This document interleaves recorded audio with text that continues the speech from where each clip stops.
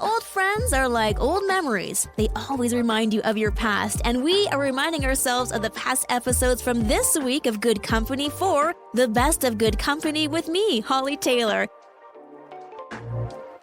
I'm Hollie Taylor for Joy Radio, and my daughter, we had her friend's birthday yesterday, so it was her 11th birthday, and she had her friends over. We went skating, and it was really cute because she asked for stickers. And I just thought, is that still a thing? And then she also wanted to give her friends stickers in their little loot bags. So we created your skating survival kit. So I started off the night with the loot bags.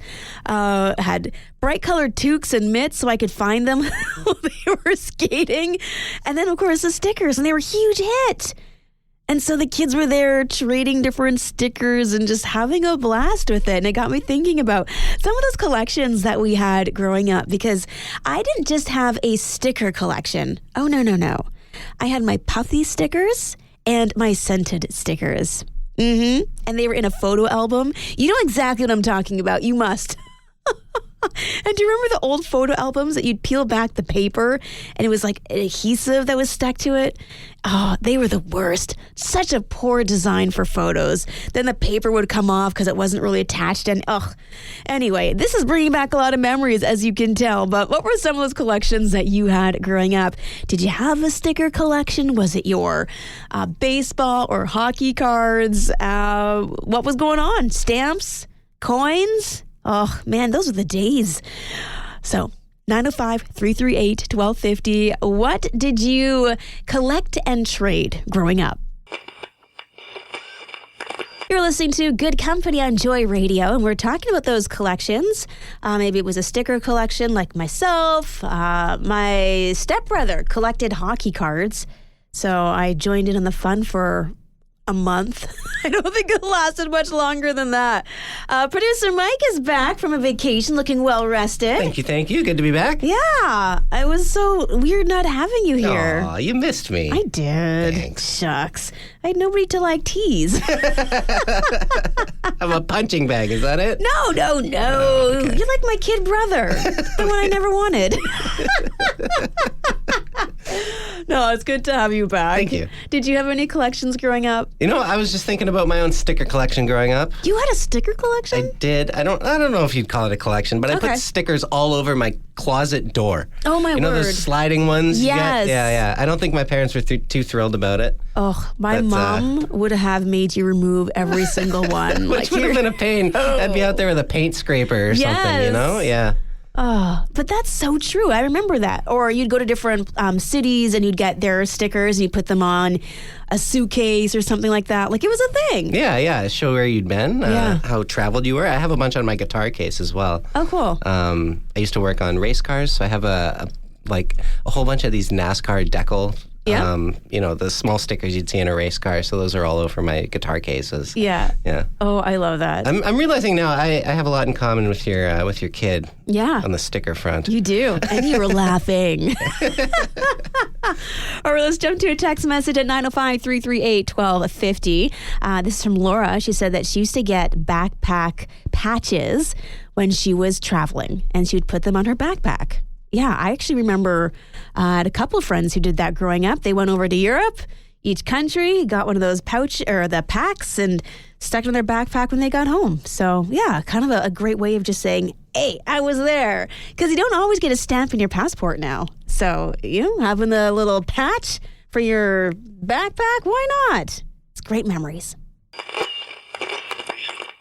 I'm Hollie Taylor here for Good Company, and we are talking about who we would hire to help us out because life feels too full.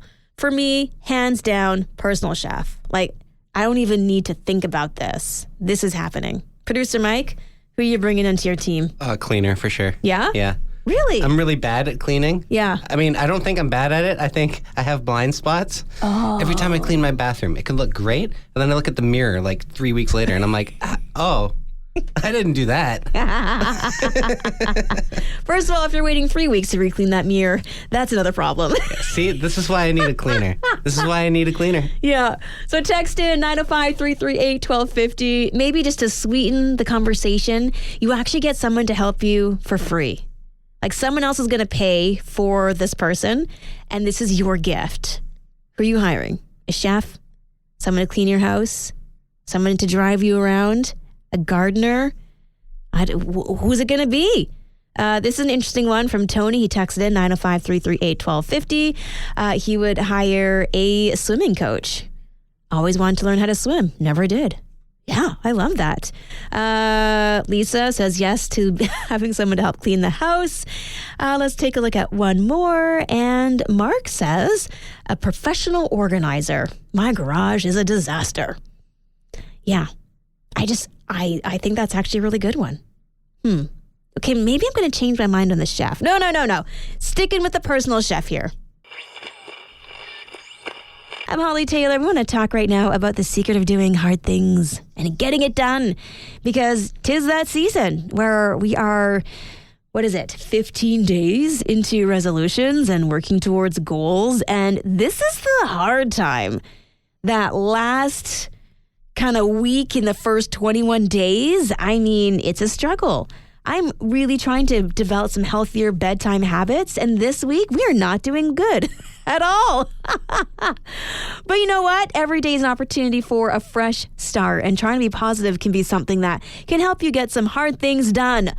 And just do it. Producer Mike, how are you getting hard things done this year? Grit and determination. Yeah, right? I'm just going to white knuckle my way through it. Do you have any better tips for me? I do, and I think you're actually doing some of them without even knowing it. Am I? Yeah. I mean, having accountability partners. So okay. People at work that will help you stay on track, or for you working out. You've got the buddies who are there at the gym, and you don't do it for them, you do it for you. This is true. I have a good group of people around me in my life. Yeah. So accountability is super key. Setting realistic goals. Yeah, I've heard of SMART goals. I got to work on those. Yeah. It's like a special strategy for setting out goals and actually accomplishing them. Yeah. Exactly. And I mean, I haven't heard you say that you're looking to be a certain weight by a realistic or unrealistic deadline. Like you seem to be like, I just want to be healthier. Like that's I think a realistic expectation. Yeah, I don't know what that looks like, but it looks healthier than what I am now. And again, right? Perspective. Yeah. I love that. Okay, I'm on the right track then. Yes! Thank you. And having someone to encourage you. Woohoo! Thanks, Go Hollie. Mike! You're awesome. Yeah, that wasn't really on the list, but I just had to add it in. So if you're feeling like you're getting a little stuck, having somebody there, your accountability buddy, or having accountability meetings, essentially talking about these goals with other people is a really incredible step. It's like when you don't have the energy, they can help carry you past that finish line. So hang in there. You got this. And we will be cheering you on as well. I'm Hollie Taylor, and it's it's fascinating to me how quickly things have changed thanks to technology. I mean, growing up, I remember, and keep in mind, I'm from Alberta, so we didn't have any tax. So if I got a 10-cent candy, which where can you get 10-cent candies? It was literally 10 cents. That was it. And I would get a bag full of candies. Like, it was great.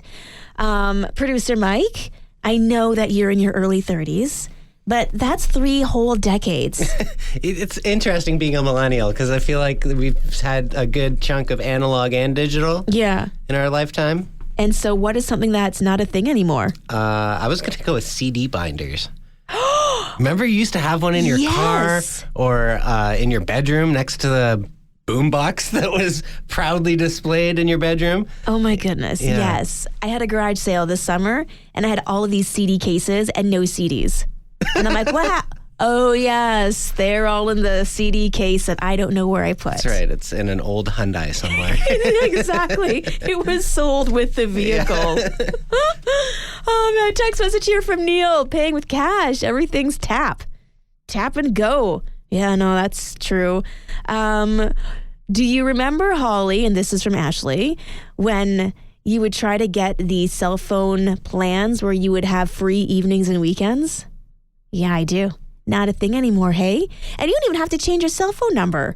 Like my area code is still an Alberta area code because There's no long distance. It doesn't even matter. I have another friend who's gone back and forth from different provinces. She's been in Newfoundland and Alberta and Ontario, and she's literally kept the same number the whole way through. There was no need to change and update the number when you move to a new location. I mean, times have changed. You're listening to Joy Radio wherever you are. I'm Hollie Taylor, the weekend moments away. And I know this week can be challenging. We are day 17 in 2025. You're approaching the point in which most people have fallen off the bandwagon of those resolutions. They've forgotten they were working towards goals. But the beautiful thing about each and every day is you can have a fresh start. So that is my little encouragement for you. But how do you beat the blues? We've got some blogs on our website coming out next week about navigating just the mental slump so many of us will hit because it's cold and we've had snow and there's no sun and the bills have come in and we want to be somewhere vacationing, maybe even like your neighbors who went down to Florida. But hey, I'm not talking from experience. So what are some of the ways to beat depression and SAD, seasonal affective disorder? Well, this one I never even thought of. Producer Mike, what would you say is one key one? Multivitamins, I've heard those are helpful. Okay, yeah. Controlling your diet. Yeah, okay. That's definitely one. Getting enough sleep. Working on relationships. Okay, but that's not the one. No, the one that I've never heard of before. Tell me, have you heard of this? Flossing your teeth will help with your mental health. Really? Yes. Okay, how so? They say there are clear and constant relationships between teeth loss and depression, which I guess, but if you floss your teeth, it helps keep your overall mouth hygiene on point, and it will be less plaque to eat away at your teeth that will cause tooth loss. The cruel joke is that when you're depressed, it's hard to focus on hygiene sometimes, right?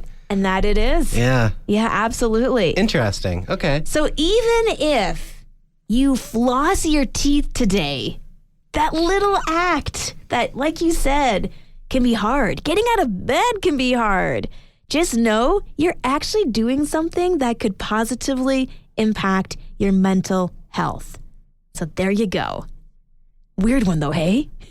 Sad? Just floss your teeth. Honestly, it would just make me more sad. But over time, right? Short-term pain, long-term gain. Have a great weekend, my friends, and we'll do this all over again next week. Well, that's a wrap. Those are our favorite memories from this past week. Join me for more Good Company live every weekday from 4:30 till 6 p.m. here on Joy Radio. Oh, and don't forget, you can also catch up by subscribing to our Joy Radio podcast. If you'd like to join in on the conversation, text 905-338-1250. Thanks for listening. We'll see you on Monday.